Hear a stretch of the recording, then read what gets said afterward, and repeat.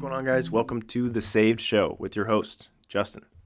This is my personal journal where I detail anything going on in life as I journey and try to become a better husband, better father, and a better believer.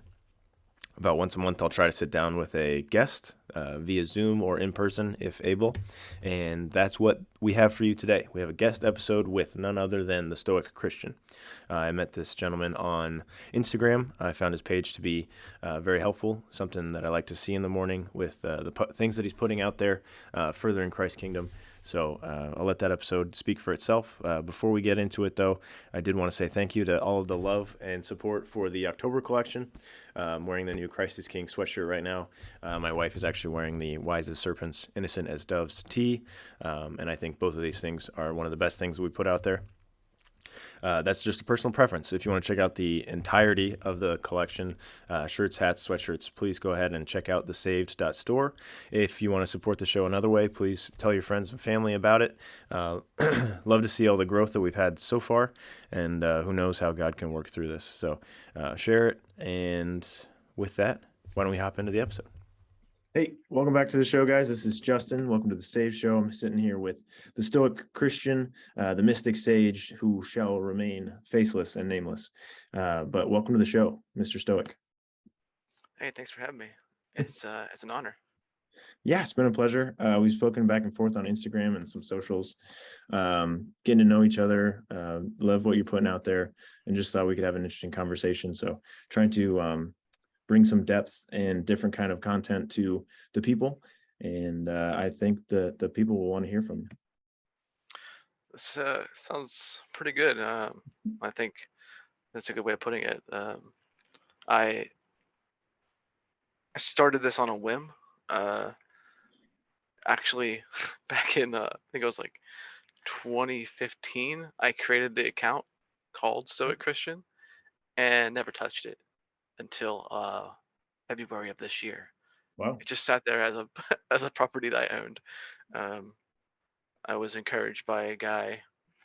Um, I guess I'll call him a friend.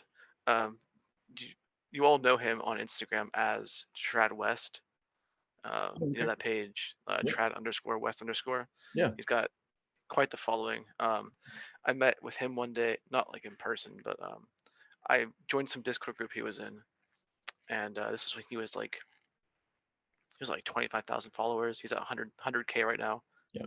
and Big page. I was just talking to him. I was sharing like some journaling stuff I had. I was like, yeah, you guys, everyone here can use this like free stuff. Like, I find this helpful for me. Um, and I just posted something like to help edify the group of guys that were there. And he's like, that could be an Instagram page, like just about that. I was like, okay. And so I was like trying to think of names. And for some reason, and I went to sign up for Instagram with a different name, and I clicked Bitwarden, which is my password manager, and I was like, oh, I have an account called Stoic Christian. That actually might work. So, yeah, that's when I started using that account because I already had an account, and now we're here. We are today. That's cool. Yeah, you've seen a lot of growth this year. I myself have not seen the same amount of growth, which is totally fine. This is a passion project of mine, but I did do a little snooping. I was going to ask you why you picked it up in February and what was the story there. So Trad West, very cool. That's kind of a Yeah, neat, of all people, right? right? Like, he's a huge name in like the trad niche on Instagram. So The based memes and everything. yeah, pretty Yeah. standard. He's got a lot of people that mimic his style, which is expected. Once you had that kind of clout, you're gonna get people mimicking your style for sure. Sure, sure. Yeah, yeah. So that kind of covers, I was going to ask you, you set up the page, you got everything going this year, but what about your testimony and your growth as, Mr. Stoic Christian? Where did you find God, or where did he find you? Yeah, so um, my testimony can be quite long, so hopefully it won't take up the entire show to talk about it. No, that's okay. Um, Go for it. but yeah, so I was raised in a Christian home. We went to a PCA church. That's the Presbyterian Church in America, I believe it stands for. Okay. Very conservative Presbyterian church. They are reformed in theology. Um, they are typically all millennialists. I know my dad is for sure. The guy who preaches there is. So I was raised in that a very Presbyterian environment. Like they don't actually never heard them talk about eschatology ever, except for this one time in like a Bible study class. They had a guy come and talk about it, who ironically was from the Reformed Presbyterian Church of North America. Okay. um, and he has different views than the church that I grew up in. But for that, so I was raised in the church. I was raised in that for my entire life. Went to college after high school. Actually, well, high school itself, I kind of like didn't have much. I wasn't serious at all in the faith. Like it was just I go to church because I have to go to church. My parents get me out of bed and I have to go to church. Like if I don't get out of bed and go to church, it's gonna be more regret than just going to church. So there wasn't anything being serious about it. But prior to that, I was like I think I was like 8 years old. There was a time I was at VBS. This is the earliest memory I have of like I guess you can call it like a confession moment. Like I'm devoting my life to this kind of thing. Sure. I don't know how old I was exactly, but I was somewhere around the ages of like 8 and 10 probably. Um, and there was this whole like I remember being like a whole say a prayer, ask Jesus into your heart, which I don't think is biblical, but at this point in my life. But regardless, I basically committed myself to the faith at this point, and I was very young. But as I grew up, I kind of I had drifted away. I didn't care about anything like faith related really. There's always like this part of me that was like, yeah, I'm Christian. I like that. That's a given. I know this, Right. but like, I wasn't acting like it. I wasn't like I didn't have really any care to even try to be better. Um, in college, uh, a quote unquote friend of mine left some drugs in my room. Like security busted in. It was a huge ordeal. Oh. Um, that really got me thinking. I ended up getting back into the faith at that point, as you can imagine why. When those kind of things happen, you get shaken up pretty good. Big life event. Um, Yeah. yeah, and so like that was like the very beginning of second semester in in college for whatever year that was, sophomore maybe. Yep. Um, and I spent pretty much the next semester just reading the Bible. I remember there were spare dorm rooms in the first floor they had built because they needed like overflow space, Mhm. and it wasn't being used. So I couldn't read the Bible in my dorm room. My roommate was there playing video games. The people were like all our friends were in there constantly. It was just a very noisy environment. So I'd lock myself in these rooms down on the first floor and just read the Bible because I was like I need to like know what I thought I knew maybe. Mhm. And ended up working at a Christian camp that summer. Okay. Super edifying experience. Like it was different. Um, my wife went to that camp as well. She was there many years. I didn't meet her at the camp. I met her at college because she came to the same college I went to. Okay. Oh, yeah. But she was there too. So we have like that common tie. Yeah. Um, and then again, like I started like drifting again a little bit after college. Started doing like some occulty stuff. And again, like this whole time, I'm thinking to myself like I never like had the idea of like I'm abandoning God. I'd never had this idea of like I'm not a Christian. It was always just like I'm just doing stuff. Like I'm just trying things out, just seeing like what's real, what's not, kind of stuff. Okay. Um, A little experimenting. yeah, That's and when you're in so college. yeah, uh, very strange experiences with that stuff. Like when I say call, I mean like crystals, tarot cards, like that kind of stuff. Not Oh, like okay. Gotcha. I wasn't like like full blown Satanism, right? So I was like, um, and I had this like there's a pendulum. So in this like new agey occultist stuff is you can use pendulums and you can ask the pendulum questions, and the idea is that you're asking the spirit to move the pendulum and answer a question. Okay. So I would do this from time to time just to see like what would happen in this question. Is it going to answer the question correctly or is it incorrectly? Like things I already knew, just Mhm. playing around. And I had this really I had this I remembered this verse from the Bible about testing the spirits, and so I had this like I was like, you know what, I'm gonna see what happens when I do this, Mhm. because like again the whole time I'm like I know like I knew that I was operating in a space of Christianity, like I thought I was being like I thought I was Christian, but I was just like testing other things out, and so I'm holding this pendulum and I ask it, I said, is Jesus Christ Lord? And it wouldn't move. Like any other question I asked it, the thing would swing around, it'd move and stuff. But this was it was just like dead still. I was like, okay, I'm not touching that ever again. It's like Yeah, really freaked me out. that's spooky. Um, yeah, You're creeping like me out, man. I'm in my the basement stuff right now. is yeah, the stuff's real. Like don't fuss with it. Um, like get away from that stuff. It's not worth it. Um, and and then to like cut out like a lot of like I moved and stuff, and I was at work. I was working in a Google office at the time as a contractor. And I Okay. was watching videos again. Like I wasn't super like at this point again in my life. I wasn't like super devoted to the faith. But for some reason, I decided to like watch some videos about like end times, Mm. like and it just as like Just background noise when I was casual doing viewing. work. Yeah. Yeah, it's like what a weird thing to do when you're working. Um, and there was this whole video about like if the rapture happened today, like would you go? And it's like that snapped like something in my brain. And I was like, oh crap. Like I'm in bad water right now because like I have all of these esoteric books in my house. I've got crystals, I've got pendulums. So I went home that night after work. I just like threw everything away, like got Okay. rid of it all. And that was really the start of me taking this whole thing extremely seriously. And like I'm at that from that point, it's like that my life has been devoted to the faith in some way or another. And we can get into details about like my views and like what I think because I've been all over the gamut when it comes to Christianity. Um, but yeah, so the testimony is I don't really know what part of my life is the part I was saved. Probably when I was super young, but maybe when I was older and working at Google. I don't know. It, well, it's a wild story. Yeah, It it is.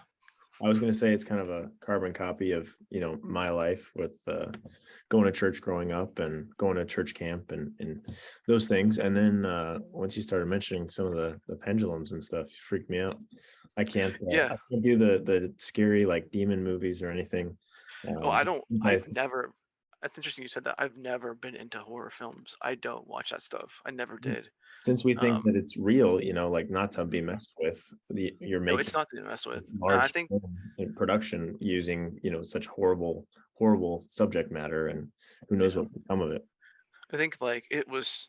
I don't know how I got convinced that it was okay to do stuff like that. I remember something about I read something about like King Solomon and he had like some rings, which is probably totally fabricated. Um, but they were just like somehow like the New Age movement, which is just like Satanism light, basically, it's just occultish. Um, I came across enough things that convinced me that like these things aren't anti-Christian, these aren't anti-Christ, and I know now it is. I just wasn't. I didn't see it back then. And it took me a little bit of time to wake up to like the reality of the situation. Well, I think we are living in a culture where that stuff's more mainstream and accepted, and Yeah. um, I'm glad that you came back from it. But I think it makes sense to get swept up in it every once in a while. Yeah, I mean it's gonna keep happening, and I don't necessarily think there are pages on Instagram that I've come across where it's like people their whole accounts are devoted to like leaving that and finding Christ, and that's something that I debated on doing because I had some experience in that, but it's like not serious enough or not deep enough in that New Age realm that I felt I would do it justice. Like I don't Sure. think it would have been edifying to anyone in the occult. Okay. Yeah. Um, Yeah. as some other accounts, so there's one guy I used to watch his videos. He was like a big YouTuber, had a lot of new age stuff. I think he had like close to 100,000 followers on YouTube, something like that. Pretty big. Um, yeah, now he's a Christian. Like just threw it all away. Like so, like it was Yeah. like that's that guy. Yeah, he should be doing that stuff. Right. Like he That was real makes deep. sense. Yeah. This just wasn't for me. Yeah. So then with the Stoic Christian, you started the page, you created it a while ago, but now you've picked it up. What does that name mean to you, or why did you choose it? Yeah, so like I said, I chose it back in like 2016, Right. years before I ever used it. So um, back then, that was before. Was it before? I think that was before I saw, but it was like right. Oh no, it was right after the whole like rapture video snapped me out of like the occult thing. Mhm. So I was still like, I was in this mindset of like learn from secularism, but like I gotta make sure I stay biblical. And so like I was interested in Stoicism, like the Mhm. philosophy of Stoicism at the time. And I was like, this doesn't really contradict Christianity in any means. It's like kind of different things. Like, and so when I picked the name, I was like thinking, is it the Christian Stoic or is it the Stoic Christian? And I said, which way do I say this? Because it's important. And I landed on the Stoic Christian because they're a Christian who happens to act stoically. Sure. That's the phrasing I thought. I was like, in English language, that word stoic in that sense is an adjective. So I was Right. like, okay, I can make a page that has stoicism and Christianity all baked together, and it'll be cool. But I never Right. did that. I never even got started on it. So um, when I picked it up, I was like, okay, it could still kind of work. It's an adjective. I'm not saying like stoicism is the answer because I don't think it is, but you can still act in a stoic manner and be a Christian. You can still be Sure. like you still don't have to let emotions like throw you around. Like if the Bible clearly says the heart is deceitful and wicked above all things, who can know it? Like we're supposed to like yes, we have emotions, but we also have to make sure that we don't aren't deceived by our emotions, aren't you know thrown into like weird doctrines because of it and that kind of thing. So Sure. it still kind of fit. So I decided to run with it after that. Well, I like it. The name to me when I encountered your page for the first time just made me think like in my own life when I feel like God is saying no to something, the stoic person would say it is what it is, and just kind of Yeah, move on and take the punch or accept the no that's from God. yeah exactly. I was listening to a he's a tech YouTuber, but he has like some pretty base content too. I think he's Catholic. He Okay. was talking about he has a I don't know why he has tech videos because he has a doctorate degree in like linguistics, something crazy like that. Like the dude's pretty smart, and he was talking about the the Bible and in the book of John where it says the in the beginning the was the word and the word was with God and the word was God. Said like that word that is word is logos. And he said that that spoke volumes to the Greeks. Like they're all Stoics. Sure. Like what does that mean to them? Like and he went into like this huge expository about it. And it was very interesting stuff, which I can't possibly repeat and make do any justice. So please don't ask me to do so. Yeah, I don't think the two of us on a Thursday night this late would articulate it well, but I might have seen something similar.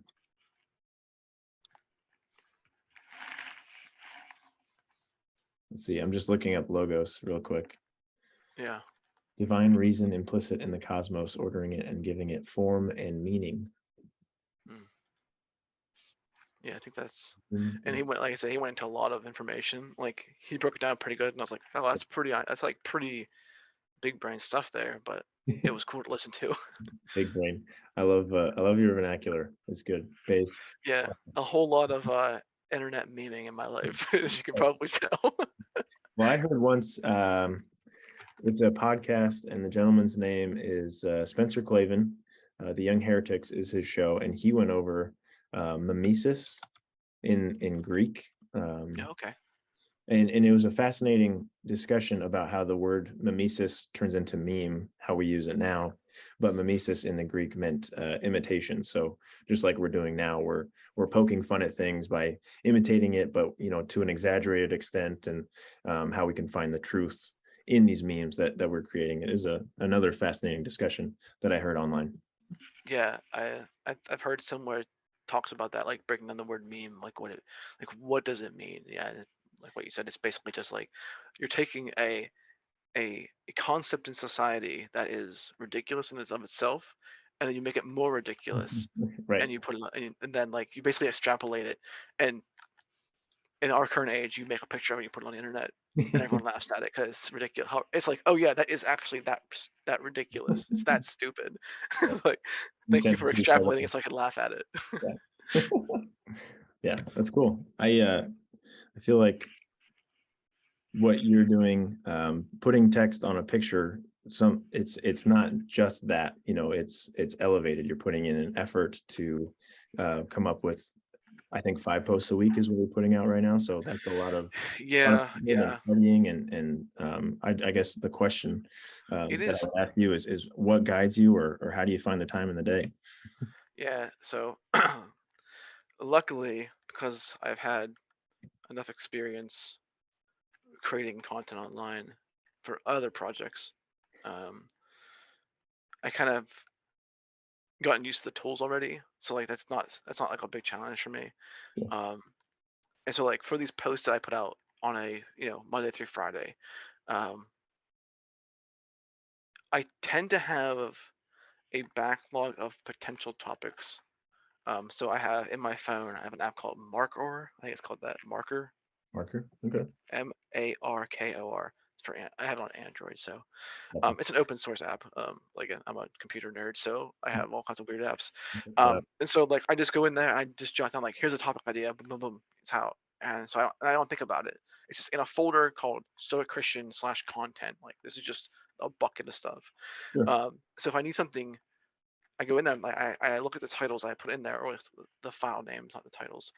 And I said, okay, like what, this one seems like it's gonna like what speaks to me in that moment. I just Sure. that might sound a little woo woo, but it's just like what pops out. Like what do I think I should make a post about? Because I'm not gonna make a post if I don't have any passion for the topic. Right. I want to put like some passion into it, because I feel like if I'm just regurgitating, like let's say theology, that like yeah I like it. I read books on theology. Okay, I'll say all the time. It's probably a stretch. A lot. Um, like that's fine and dandy, but I don't think that's gonna have the right effect, if that Sure. makes any sense. Like I'm also thinking at the same time, like what would I want to see in my feed? And so I find here's all these topic ideas. I'll pick one. I'll run with it. Sometimes I'm lucky, and my past self has helped me and given me a great starting point because I elaborated inside that note. Other Yeah. times it's just a title of it's just like a file name, so I have to go with it from there. And then from that point, I open up Canva. I don't pay for Canva. It's not worth the time. I did pay for Canva. I would recommend, if you're going to pay for Canva, pay for it for a 1 month. Set up Sure. all of your branding in Canva, and then don't pay for it again, because you can still click those brand colors and they never go away. Okay. Okay. Yeah, pro tip. Good tip. Um, so yeah, I open up Canva. I have templates in Canva. It's not like a specific like thing in Canva. I think you can make templates in Canva. This is literally just I have like a Instagram post template that I made myself. It's just like on Canva, and Yeah. I'll just copy that. I'll duplicate it.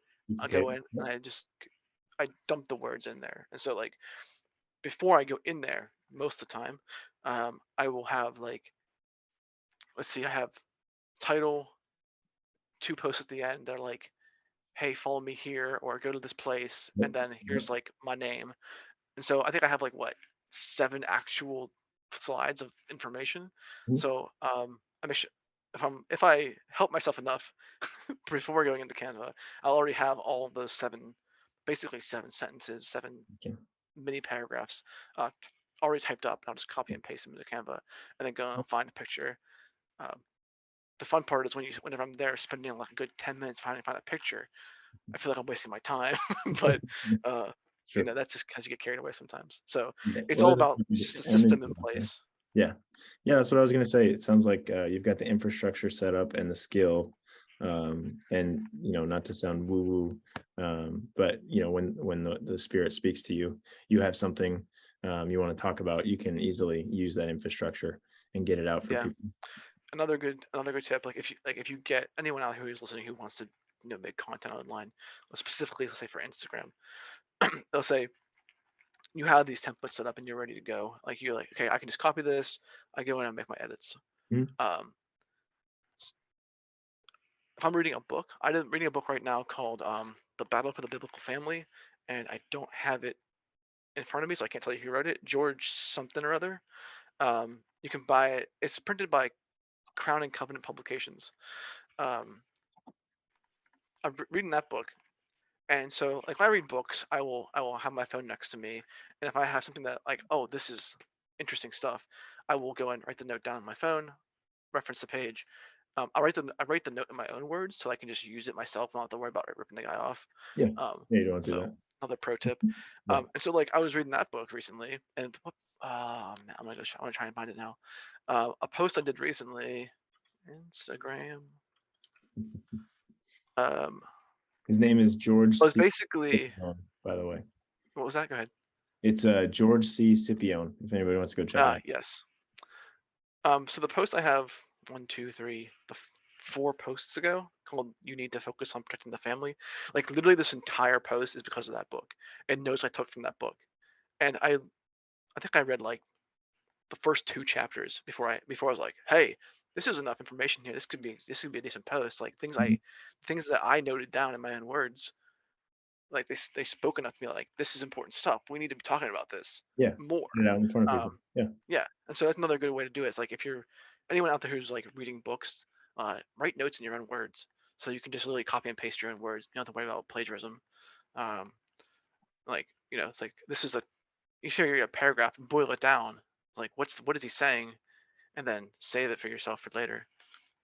I said something similar on the show already. It's these ideas that you and I might share during this conversation aren't necessarily our ideas. The show, the Saved Show, or the Stoic Christian page, if you want to think about it this way, is more of an echo, or like, I don't know, a Reddit page for good ideas that you're trying to get out in front of people. You just want to put them on display, and hopefully God can work through what you're creating and putting out there. Uh, yeah, I totally agree. I am in a mindset that there is no such thing as creating; that we're only ever recreating. Like God is the ultimate creator. He made everything, and anything that we can quote unquote create, we're just rearranging what he already has and Sure. already made. Even ideas, like he already had those ideas. Like they're literally there's nothing new under the sun. Yeah, that reminds me of I think it might have been a joke from a stand-up comedian, or perhaps a story I heard a while ago. But there's a scientist who says he can create life on his own, and he's up against God, and God says, "Okay, well, go ahead." And the scientist grabs like dirt or something, and God's like, "No, no, no. If you're gonna make life, you have to start like I would, out of nothing." And the scientist from then is stuck, because without the dirt, he can't start whatever process he thought he had in place. He can't just go from nothing to creating something in the same way that Hmm. God can. Yeah, totally, totally. I appreciate you bringing up what you're reading. That was going to be one of my questions at the end, just kind of like, what do you want people to check out these days? But the battle for the biblical family, I know, I asked you what you wanted people to get out of the episode, and you said we need to step up. And I just thought maybe I could give you the chance to explain what you meant by that. Yeah, so like I said earlier with like the testament, like I was raised in PCA church, and at least where I was, they're typically millennialists. So they just kind of like we're here doing Christian things, like, and then one day it's over. Like, I mean, I probably oversimplified that a little bit, but let's just go with that. Um, and then I was in once I was like brought out of the occult, I got into the independent fundamental Baptist groups. They're highly dispensational premillennialists. I was totally convinced of that for a long time. I was like, oh, like, because if you think about like eschatology, you're gonna think, what is the fruit of this eschatology, right? Amillennialist is like, I don't even know what that fruit is. Like, there's no fruit. It's just like, just doesn't exist. Um, dispensational premillennialist, I thought was like, oh, this makes a lot of sense. It has to be right because it makes me want to go out and get people saved because this could just be over any second now. Like, it just gone. Rapture's gone. If you're here, you're screwed. But I didn't really do anything with that. Like it didn't like make me any more bold for Christ. Um, and then I started taking post millennialism seriously. And I was like, okay, this might be a serious thing. And I was like, and now once I started thinking about that, I was like, I had another motivation. Like, I need to go out and actually do something. I need to build God's kingdom. I need to, like, I'm part of His body. I'm supposed to be doing stuff. Like, Mhm. that's what we're supposed to do. And so it really changed my outlook on life. Like that could be like even just raising a family. Like I have so much like my motivation for family isn't like, oh, I just have to make sure my kids get saved when they grow up. It's like, no, I have to like literally raise these kids to be Christian. Like that is like a job I have to do. Mhm. Like that builds the kingdom.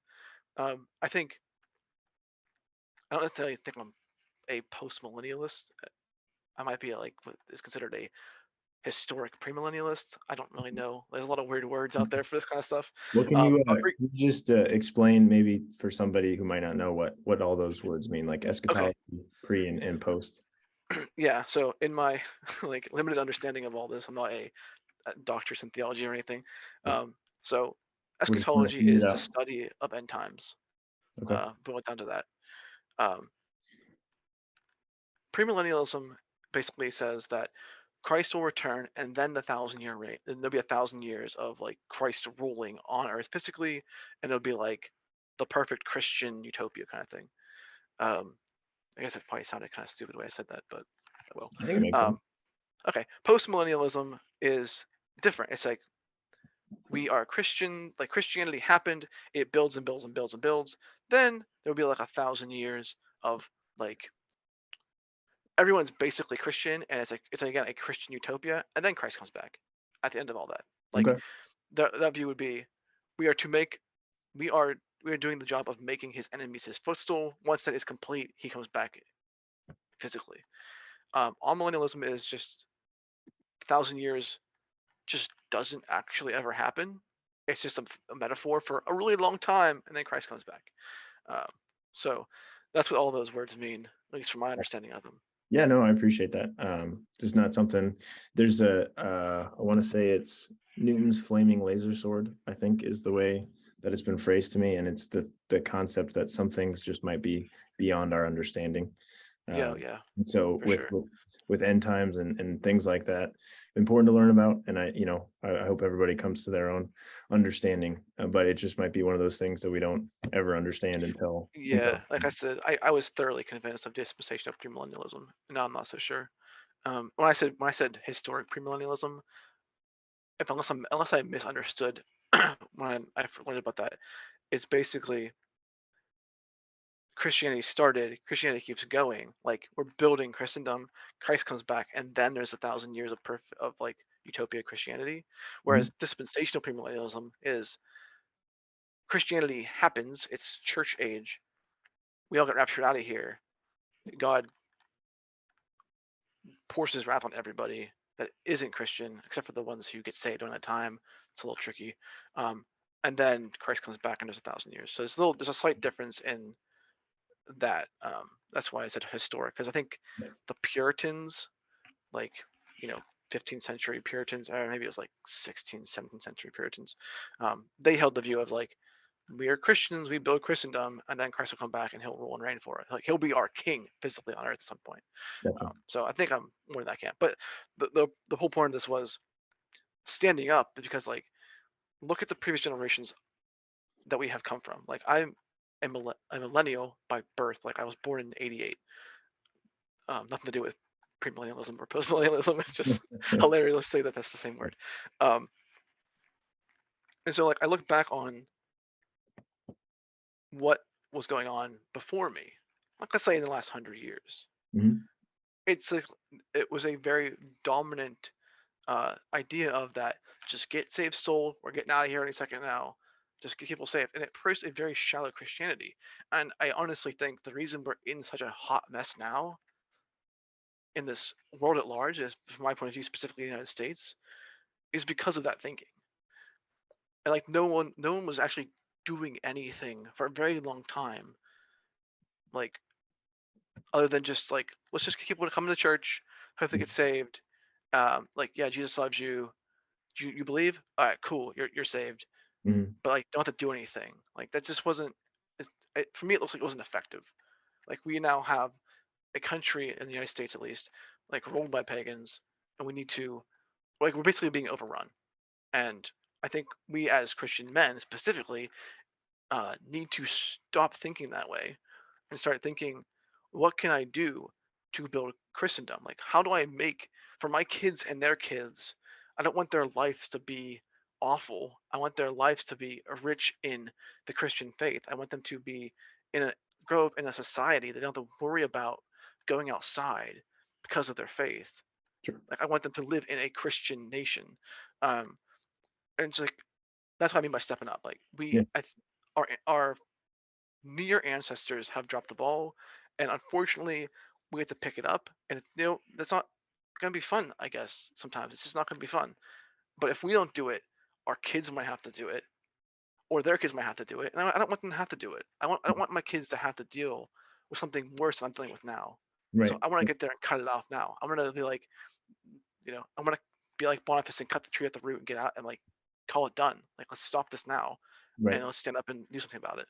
Yeah, there's that another saying where it's better to fight dragons in your lifetime than let your kids do it. I don't know if you've Yeah, heard of that, but it sounds like I've heard similar things. Yeah, so. What kind of actions does that look like in your mind? What can we do? yeah. I mean, it can be literally anything. I mean, I think it's so broad. Um, like I'm doing this Instagram page. And like as I'm learning things, I'm sharing them. Like I don't have all the answers. Um, I don't. I mean, I'm blessed that I grew up in a conservative Presbyterian church, a Reformed conservative Presbyterian church. I have a lot of information and have a lot of stuff I already know just from being in that environment. But I didn't go to seminary. Like I'm not a theologian. Um, Me neither. but it could literally be anything. So like for me, I'm doing this Instagram page to try and like, hey, guys out there, if you feel the same way, you're not alone. Like there's a bunch of us that think this way. Mhm. Like come be a part of it. Like step up and do something. Step up and be something. Like, but if my calling was to be a plumber, then go be a plumber, but be a plumber for Christ. Like I know that Right. sounds really weird and basic, but like it's not. Like let's say someone's like, oh, I went to plumber school. How am I gonna serve? Like go start your own business, be a plumber, and be an honest Christian plumber. Like Mhm. it's not that hard. Like we all have our strengths. Like someone's strengths might be, preaching. Like there's a lot of everyone has to study the Bible, but not everyone needs to be a preacher or should be a preacher. Yeah. But like Everyone around you is reading you, not the Bible. If they're not exactly. And believers. if So you think about like the plumber analogy, like if you go to a local church and like you're the plumber, like they're all gonna probably support you anyway, because like you are part of them, like you are part of the body of Christ. Not that you're gonna get rich off of it or anything. That's not what I'm getting at. I'm just saying like you won't be starving being a mm, plumber, and like you can help build the kingdom by helping the people who need it most. Like if someone is in your congregation and they need plumber help, you're probably gonna end up doing it for them, probably free, because like if it's like, oh, this lady's basically my grandma, like mm, she's a super old lady, I'm not going to charge her money for this. Like that is a very like that puts off airs of Christianity that just wouldn't happen otherwise. I think if you were operating in a different, like a pagan wouldn't do that. They would just be like, mm. no, I did this, you pay me money. Sure, sure, So we like as we build Christendom, we're going to need plumbers, we're going to need uh carpenters, we're going to need these things because we need these things to live. sure. Yeah, you need people to have vocations, but that doesn't necessarily mean that you can't live and breathe the word and be a positive influence in the world for Christ and Christendom as you're calling it. So Yeah, we yeah. work I've a been lot. using that word a lot lately because like, that's what I think the goal is. The end goal is to whether whether the golden age happens before or after Christ comes back. I don't think it really matters. Like the whole point is Christ is Jesus Christ is Lord. Jesus is King. Like he is literally like as a Christian, that's who you obey. It's an amazing analogy is a Robin Hood book. I think I actually sent you a picture of this Yeah, you on do. Instagram one day. So it's called The Adventures of Robin Hood by Roger Lancelin Green. There are many Robin Hoods, but this one specifically, um, it is a type of Christianity that I like. Type as in like how do I say this? What's the other word I would say this for? It's like a analogy of Christianity that I don't know if I've ever seen. Whereas Robin Hood in this version, he is he is living in occupied territory. Like an evil king has taken over because King Richard went on a crusade to like take back the Holy Land for Christ. There's a lot of Christian symbolism in here. Sure. He gets captured. No one knows where he is. Robin Hood's like, I'm loyal to that guy. Like he's the king. This other Mhm. guy, I think his name like Prince George or whatever. Like you're not the king. Like you're just usurping the king's throne. And so like Robin Hood is out there basically like building up an army of people, first of all, like physical army. But he's also like there are other like dukes and nobles that own land and castles, and they're like, I'm on Robin Hood's team. Like Mhm. this guy isn't king.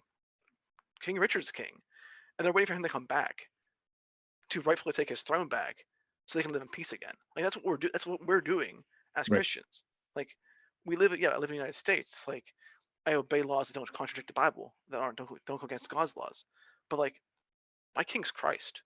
Like at the end of the day, that's who I serve, and that's what we have to think about. Like having this mindset of like we are in occupied territory. And I think that Robin Hood book does a really good job at symbolizing that entire mindset. Yeah, I definitely agree. We need to live as if Christ is king. We're just trying to save people however we can, whether that's being a plumber and going about our daily day, operating as if we were an honest and good Christian man, then that's the way to do it.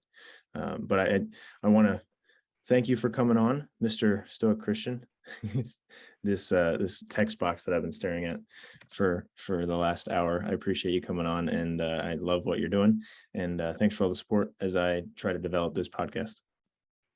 Hey, no problem. And yeah, maybe next time we'll just do the make sure the camera works, and we can get a little more personal because I'm in a situation now where I know it could be beneficial to some people to be like, oh, there's actually like a guy behind it. It's not like maybe more personal about it. I haven't been like open, I guess, about me as a person, mainly because I didn't want to make it seem like I'm doing it for me. I did a lot of things in the past, like media creation, where I was the face of the thing, and it just never worked out. And so this was just kind of like I'm not doing this for me. I'm not trying to find fame or anything. Sure. I'm just decided to start sharing a message. I mean, no, I did start the page to be like, I'm interested. I want to grow something. I will, see what this takes it, where God wants to take this this page. Yeah. And so it's been doing well. So um, you know, I'm not like forever never gonna like say who I am and like where I live and all that stuff. I'm not worried about being doxxed or On whatever. to it for a little bit. Yeah. Yeah, it's just Yeah. been how it's been how it's operating. So I think for this one it made sense. And I will say it's still really strange for people to call me Stoic Christian or Brother Stoic. I'm like, that's weird. I have a name, but okay. Yeah. So no fault of your own. I just remember in the group chat, I'm like, yeah, that does seem that's a little weird. I should tell you that's my That's name. me. Yeah. Have you seen Die Hard Uh, it's been a with long time. I think I saw it Bruce on TV Willis? once. Okay. He's stuck in a building with guys that are attacking him. But what I wanted to say is there's a cop that he befriends through the radio, and they never see each other until the end of the film. And the cop is like, "What do I call you?" And so just like me asking, "What do I call you?" And he goes, Bruce Willis on the radio, he goes, Roy. And it's like, what a name to pick. It makes sense in the movie, but yeah, I might call you Roy or something from here on out. That's good. That's good. Yeah, like I said, I know qualms about that. I'm not trying to like hide my identity. I'm not afraid of the message that I'm putting out there. I think it's the right message. And if The God face. convicts me otherwise, then I will change my message. But I'll let Him take care of that. So All yeah, right, I'm just bro. keep. Well, I did do a poll too, and everyone said keep the right, mystic exactly. sage vibe. So Yeah. Keep it hidden. We need to see you. So thanks for coming on, everybody. It's the Stoic Christian on Instagram. We'll do some posts together here in the future, I'm sure. But thanks for coming on to the Save Show. liked it a lot, very much. Honored it was the first podcast I was on as this Instagram page. Whatever this is. Yeah. Yeah, All whatever right. this is. Well, cool. Yeah, we'll do it again sometime. Yes, please. All right, and there you have it, our episode with the Stoic Christian. Sat down, a little call to action at the end, going out and showing God's love in your life by just being an honest whatever you are. Furthering the kingdom by your everyday life, being able to show God's love through your actions in interacting with others and in your personal disciplines, such as reading scriptures daily. With that, another episode comes to a close. I think this is going to be our longest one. So I do thank the Stoic Christian for sitting down with me, though he remained faceless. Again, thanks so much for all the support on the new stuff for the store and for everything on Instagram, YouTube, Rumble. Loving all the support. And if you've picked up anything, I saw some orders come through. Send me a picture. We'll make sure that it's posted. We can share the love. If you have anything, please reach out. Otherwise, I love you. God loves you. God bless you. And please remember that you are saved.